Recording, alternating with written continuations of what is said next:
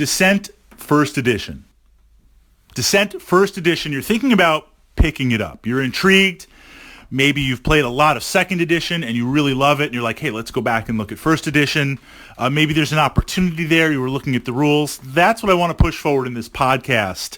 Being a Descent First Edition fan, really loving the game at the time, really continuing to love the game at the time and play it, I think it occupies a really unique place in terms of gaming potential, what it brings to the table, and that's what we're going to look at. I'm going to push that up to my archive and also, as a result, answer a couple of questions that I received Fritz getting involved in Descent First Edition.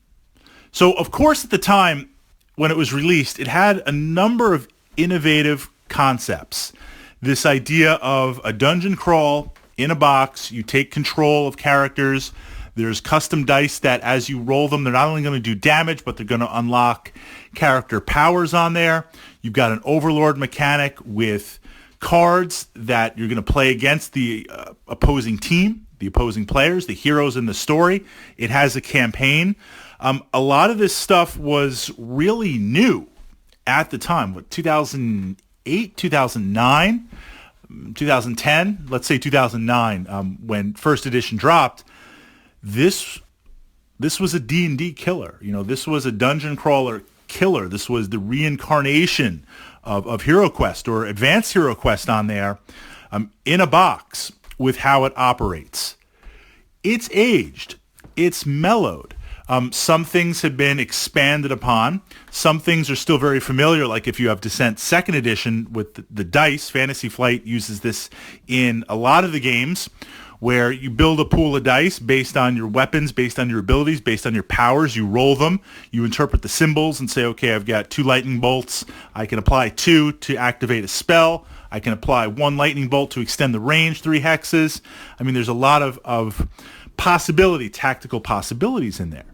The Overlord, who commands the story and the minions and the monsters, you have cards. And, of course, those cards unlock traps and powers and things from that perspective. So familiar territory. But what does First Edition do differently that makes it good? And what are some of the pitfalls? So Descent First Edition, I believe when it was designed from the perspective of enthusiasts, meaning players that are going to want to sit down, dedicate, and play this game, really own this game. Much like Twilight Imperium, this is a game that you sit down and play, and you play it for a while. You're playing it even once you learn the rules and understand it. You're playing it for a few hours. You're playing it for 3 or 4 hours on there. Possibly even longer, depending on not only the mission, but just how tough you want to play it as an Overlord. This is not a casual game. This is not a game that you kind of bring to the gaming club and you're going to play like in an hour and a half. And as such, since it assumes a long play on there, in many ways, it's like Gloomhaven, where Gloomhaven assumes you're going to sit down and really play this game. And certainly there are some shorter missions, but there's a couple that are really involved and tactical. Gloomhaven does not make the attempt to put a time limit on your play session. Same with Descent First Edition. So what we tend to have, the dungeons themselves, you lay out the pieces. When the party opens a door, you lay out more pieces and you lay the monsters down. It's true discovery. That's the first thing I really like about it. This is a true discovery dungeon crawling game on there. And some of the dungeons get really, really big, so you're really going to need a lot of table space on there. As the Overlord with the quest book, of course, you know where everything's placed, but the players, there is exploration in there. You're going to be building as you go. You're going to be putting down monsters. You're going to be putting down terrain tiles and doors. I enjoy that. I really enjoy that. But it does slow the game down. Compare that to Descent Second Edition and more modern dungeon crawlers, where now everything's absolutely fully laid out the entire time on there. Not good, not bad, speeds the game up, absolutely speeds it up, but takes a little bit of that bite, a little bit of that discovery out of it. The second aspect is tactics. Descent First Edition is, if you like controlling monsters, if you like playing real tactical, this game is where it's at on there. The monsters have a lot of powers. As the Overlord, you can call in reinforcements, and they deploy out of line of sight from the heroes. There's no limit to that. So what that means is as they go through the dungeon, you can't be everywhere at once, even if you're playing with maximum players. And you can spawn monsters on the other side of the dungeon. You can call in reinforcements around the corner. You can build up choke points. You can build up ambush points. The last game we played, the players were moving into the midsection of the dungeon where there was a lot of treasure, and I kept on spawning hellhounds and just waiting, 2 rooms behind that they had already cleared that they're not going to go back. I'm spawning these hellhounds. I'm building up this hellhound army. I'm going to literally unleash the dogs of war against them. And once I was ready, I did. And they should not have let me build up that much, but loot is everywhere in the game.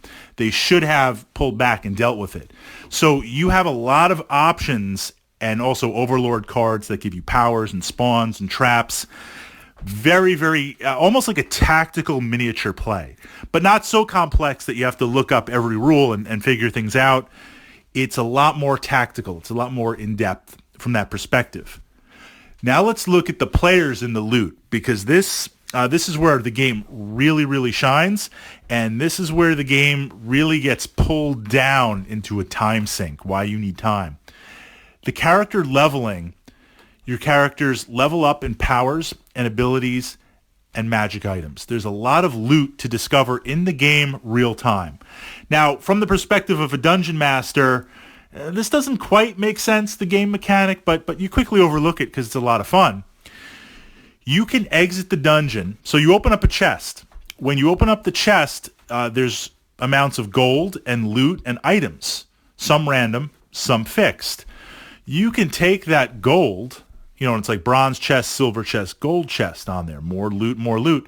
You can take that, exit the dungeon while the game's happening, go back to town and buy stuff and level up and spend that. So there is a real time, I guess in Diablo, look, you jump through a portal, right? So something, however it's going to do it. There's real time leveling up with it. And I find from the player perspective, that's a lot of fun. That is a lot of fun, and that encourages you, that pushes in and that plays with this exploration aspect where, yes, we have the mission. Okay, we got to go and kill the dragon. And we're doing pretty well. We're pushing into its lair. We're exploring. We're going to be close. But what about that side branch? What about that other door? Let's open it up. Let's get some more loot, right? It encourages you to explore. It encourages you to aggressively loot and level up. And it's a lot of fun. But it takes a good amount of time on there. The rules themselves, I have to say, when they were released and we were playing, 10 years ago, they seemed very complex. They seemed a lot of this power, that power, look this up. And I have to say, looking back, it's only because a lot of these concepts were new. They were completely new to board gaming. I find now, and of course, having knowledge and experience in a system helps tremendously. But I find now, having played a number of modern titles that are up there with a lot of these innovations that they used from Descent First Edition, I find the learning curve is not that crazy on there with how it works. So will it have a place in your collection? It's a very, very unique dungeon crawler. It's very much a product of its time. There's a lot of good points. There's a couple of points that are challenges, but ultimately I feel like we looked at originally, this game was designed by enthusiasts to be played with no limitation on time. So this is not for the casual gamer. This is the type of thing we're going to come over on a Saturday or a Sunday, just like you'd set up a D&D session, and you'd play it, and you'd have fun with it, and you'd roll it out from there.